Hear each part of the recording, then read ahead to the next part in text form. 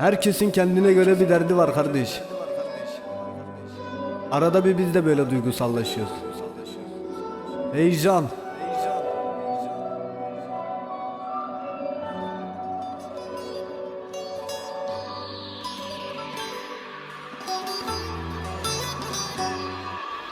Bomboş bir hayat ve yine masam süslü kadehlerle. Biraz demli kafam çünkü aklıma gelmişti babam. Saatlerce içtim, kendi halime güldüm. Vazgeçtiğim insanlardan biriydi çünkü babam. Tuhaf değil mi?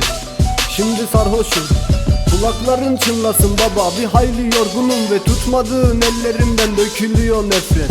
Bir defacık olsa bile oğlum de benim ben. Kaçıncı kadeh böyle, gözlerim hep kan kuyusu. Onca zaman geçti değil mi? Belki beni de unuttun da bir defacık olsa bile gel kokunu unuttum. Hasretinden içtiğim kaçıncı kadeh bilmiyorum. Çocukluğumu kaybettim telafisiz sokaklarda. Gençliğimse hep duman altı, bir ufak güzel kafam. Ha bir de gönül yaram, onu hiç sorma babam. Avutuyordum kendimi ben, ilaç olur belki zaman. Bir parça yeşil bitki derdime dermandı bazen. Bazense mutluluk eksikti mavi gökyüzünden. Lakin hiçbiri sen değil, senin yerin başka bende. Sen giderken hayatımı sikti attı bu dert keder. Bir parça yeşil bitki derdime dermandı bazen. Bazense mutluluk eksikti mavi gökyüzünden. Lakin hiçbiri sen değil, senin yerin başka bende. Sen giderken hayatımı sikti attı bu dert keder. Ne yazdığımı bilmiyorum, tek bildiğim yoksun.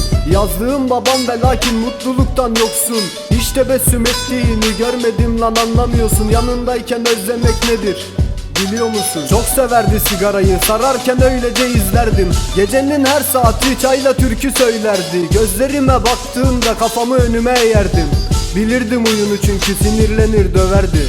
Ve lakin hayat böyle aktı gitti gözlerimden. Bir gün olsun görmedim güldüğünü, ah bir bilsen. Ne maymunluklar yaptım, eser yoktu bir gülüşten. Derdi neydi merak ettim, neden nefret etti benden. Anladım sevmeyecek, rüyalarıma girmeyecek. Yıllarca beklesem de oğlum deyip öpmeyecek. Adına yazdığım bu parçayı bilsem ki dinleyecek. Oğul tadında yazardım, çalınca of çekecek. Anladım sevmeyecek, rüyalarıma girmeyecek. Yıllarca beklesem de oğlum deyip öpmeyecek. Adına yazdığım bu parçayı bilsem ki dinleyecek. Oğul tadında yazardım, çalınca of çekecek.